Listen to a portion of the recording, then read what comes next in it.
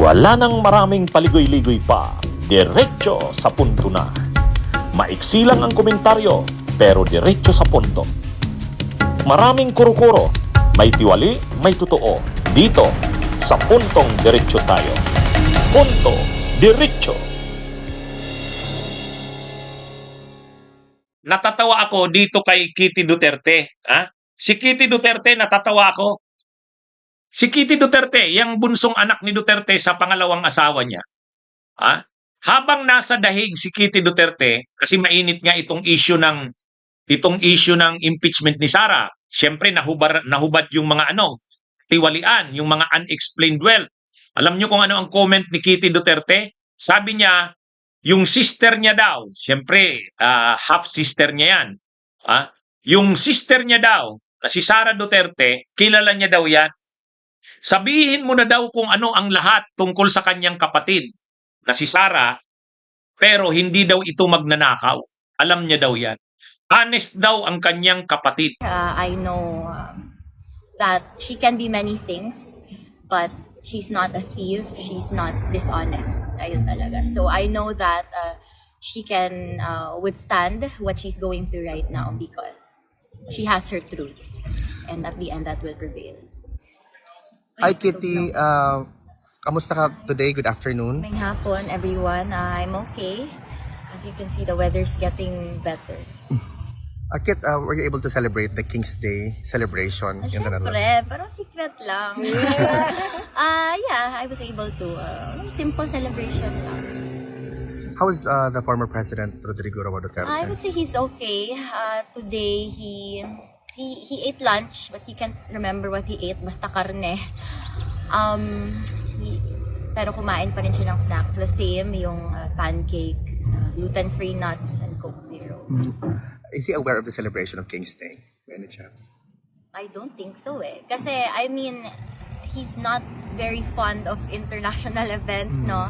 You know, he's very patriotic na puro atin lang. Kaya hindi siya masyado nasisiyahan sa mga ganun. Kit, on a political side, what is your opinion about the development of the impeachment of your sister, the Vice President Sara Duterte? That I haven't discussed with my father also because we don't wanna add to his burdens. With that naman, I have no comment with the political side of it, no. But I know my sister. I know that she can be many things, but she's not a thief. She's not dishonest. Ayun talaga. So I know. Wow. Mga kabunyog, yun ang statement ni Kitty Duterte. Sabi ni Kitty Duterte, kasi lumabas na nga sa pagdinig ng Kamara, di ba?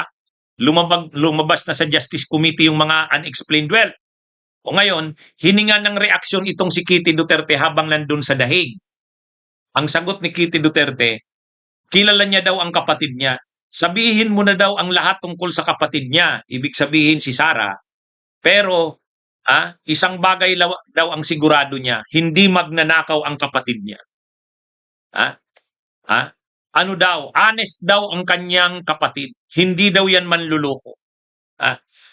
Matindi rin itong si Kitty Duterte. Unang tanong, yung unang tanong kay Kitty Duterte. Kung totoong hindi magnanakaw ang pamilya nyo, kung totoong hindi magnanakaw si Sara Duterte, sa laki ng ginagastos ninyo sa kaso ng yung tatay na nakakulong sa ICC, saan kayo kukuha nun? Doon na lang tayo mag-usap. Di ba? Sa bagay na lang na yon. Ang mahal ng bayad kay Kaufman, lampas ng 1 taon. Kailan ba hinire yung engagement? Kailan ba kinuha ang engagement kay Kaufman? Ay syempre na-aresto si Duterte March 11, March 11. So ibig sabihin, nung mga buwan din na yan ng Marso 2025, kinuha nila ang services ni Kaufman. Anong buwan na ngayon? Mayo na. So ibig sabihin, more than 1 year na. More than 1 year na.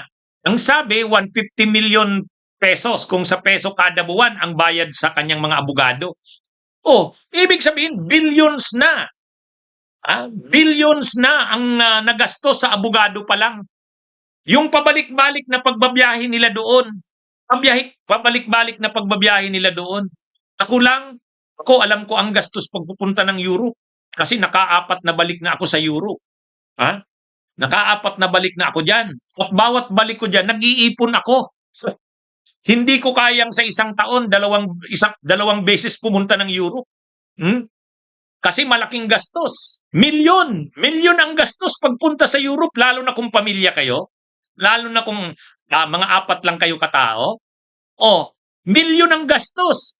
Ay itong mga Duterte, pabalik-balik sila sa dahig. Ngayong week, pupunta si Kitty Duterte sa kayong mother niya, si Hanilet. Sunod na linggo naman, si Sara.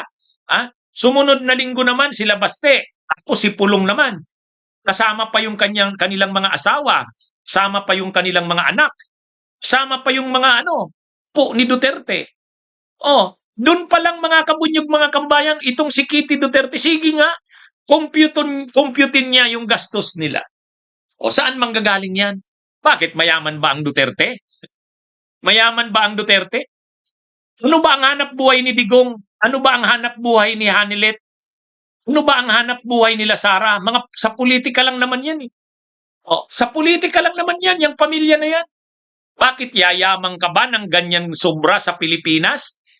Kung sa politika lang, kung hindi ka mangungurakot? Hindi, sa totoo lang mga kabunyog, mga kababayan. Yung sinasabi ni Kitty Duterte na honest daw yung kanyang kapatid. Ha? Ha? Hindi, napanood ko lang yung sinabi ni Kitty Duterte na yon. Ha? Lahat na daw sabihin mo tungkol sa kanyang kapatid na si Sara, pero isang bagay lang daw ang sigurado niya. Hindi daw magnanakaw ang kapatid niya. Ha? Ha? Punuhin lang natin. Kahit wala tayong mga ebidensya yang tungkol sa AMLAC na yan. O, wag na natin munang tingnan yung AMLAC. Wag na muna nating tingnan yung AMLAC. Assuming wala yan, ha? Assuming wala yang sa Anti-Money Laundering Council, yung mga pinakitang 6.77 billion na transactions, inflow, outflow. Oh, wag na muna nating ipakita yun. Wag na nating ipakita yung pinakita ng SEC. Yung mga korporasyon at mga ari-arian ng mag-asawang Sara at Manscarpio. Wag na muna nating ipakita o pag-usapan yung pinakita ni Trillanes. Galing lang kay Sami, uy, may pumasok na 181 million pesos. Papunta kay Digong, kay Sara, pati doon kay Kitty Duterte, may pumasok pa saka sa kanyang mother na si Hanilet. O ngayon, diyan na lang sa gastos sa pagkaso ni Duterte. Yang kaso ni Duterte na yan sa ICC, yung pambayad sa abogado, yung pabalik-balik nila doon, na biyahe nila doon. Yung ganyang gastos, bilyon na yan. Bilyon na yan. Saan naman kukuha ang Duterte ng bilyon? Sige nga. Kitty Duterte, saan kukuha ng bilyon ng pamilya nyo? Kaya sa totoo lang, mga kabunyog, doon pa lang makikita mo na. Sa lifestyle pa lang ng mga Duterte, lifestyle pa lang ng mga Duterte, ito palang pabalik-balik nila na ito doon sa dahig, grabe ng gastos yan. And yet, pinagmamalakihan ng mga Duterte, hindi sila hihingi ng anumang donasyon or kung anuman, hindi sila hihingi ng anumang tulong sa mga kaibigan, hindi. Di ba? At saka yung mga ari-arian ni Manscarpio sa ni Sara Duterte, saan galing ang kapital doon? Yung transaksyon sa bangko na 6.77 billion, suspected transaction sa covered transaction, saan galing yun? Kaya itong si Kitty Duterte,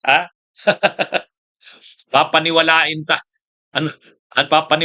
tayo na sabihin na daw ang lahat tungkol sa kapatid niyang si Sara.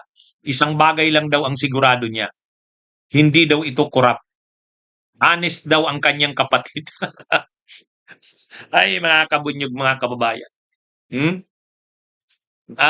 Ano ito? Yung mga drama ng mga Duterte na hindi daw napapa-improve ni Duterte yung bahay. Tapos kumakain si Digong sa karinderya. Si Sara Duterte kumakain din sa karinderya. Yung swilas ng sapatos ni Duterte ay sira na. Ay, lukuhin nyo ang mga lilong nyong panot. Di ba? Ano yan eh? Sa lifestyle pa lang ng mga Duterte, yung anak ni Pulong, yung Umar, Yung Omar Duterte, yung anak ni Pulong, yung mataba, congressman na ngayon. Ano ang lumalabas? Napakarami daw na mga branches ng 7-Eleven sa Davao ang hawak ni Omar ang prangkesa nun. O, kita nyo yan? Pumunta sa Dahig. Actually, pumunta yung Omar na yun sa Dahig, kasama yung asawa, kasama yung anak. Ibig sabihin, ano na yun? Apo na sa tuhod ni Duterte yun. Kasi yung Omar, po yun ni Digong. O, ay pumunta yung Omar na yun, kasama yung asawa, kasama yung anak, pumunta ng Dahig. O, yun, maraming pera din yun.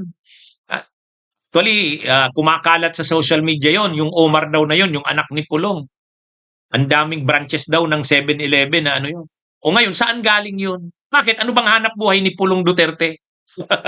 Paano naman makakapagpamana siya sa anak niya ng ganyan kalaking di ba mga kabunyog? Hindi sa totoo lang, politika lang naman ang kanilang kinabubuhay. O, kung malinis ka sa politika, magkano lang naman ang sweldo ng mayor? Magkano lang naman ang sweldo ng vice mayor? Magkano lang ang sweldo ng congressman? O, kahit pa presidente ng Pilipinas, kung talagang honest sila, kasi sabi ni Kitty Duterte, honest daw. O sige nga, bakit ngayon ayaw nilang buksan yung kanilang mga ayaw nilang buksan yung salin, kaya lang ipinakita na ng ombudsman eh. Ano yon? Ayaw nilang buksan yung mga bank accounts. Okay, hindi na buksan yung bank accounts, pero doon pa lang sa AMLAC transactions, 6.77 billion. Anyway, lalo na pagdating sa Senado, pag nagsimula na ang trial sa Senado, bubuksan yung bank accounts doon. Dito kasi sa Kamara, hindi na nakipagmatigasan ang Justice Committee. Sila Congresswoman Beatrix Luistro, hindi na nag-insist na buksan o isumpina yung mga bank accounts. Doon na lang sa Senado, ang impeachment trial. Pag nabinuksan yung sa impeachment trial yung mga bank accounts, matindi yan mga kabunyog. Matindi yan. Kaya, abangan natin yan. Anyway, yan mga kabunyog, mga kababayan. Magandang araw sa inyong lahat. Mabuhay po tayo. Bunyog, bunyog, halikan na kasama ka. Bunyog, kapag buklod ay may pag-asa. Luzon, Visayas, Mindanao, isa ang pananaw. Sa bagong Pilipinas ang bunyog isisigaw. Bunyog.